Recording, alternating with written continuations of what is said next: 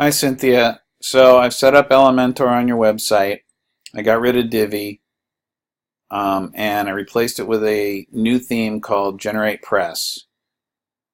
Elementor works with pretty much any theme, but Generate Press and Elementor work really well together, and that's why I use it for most of my Elementor websites. But there are a few things you have to do to get a new page ready so that it looks right with Elementor. So I'm going to show you right now some of the settings that you have to change when you create a new page. So I started creating a new page. I just called it New Page, and it's just a normal page setup. But you have to go down here to this section where it says Page Attributes and change your template over to Elementor Full Width. And then you need to scroll down to the bottom where it says Layout and go to Disable Elements and turn off everything except the footer.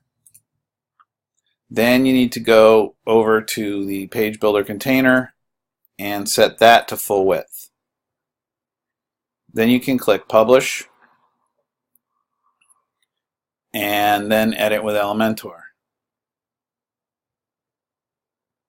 So I've created a custom header and a custom footer for you already in Elementor, and they're automatically added to every page that you create and also every post that you create.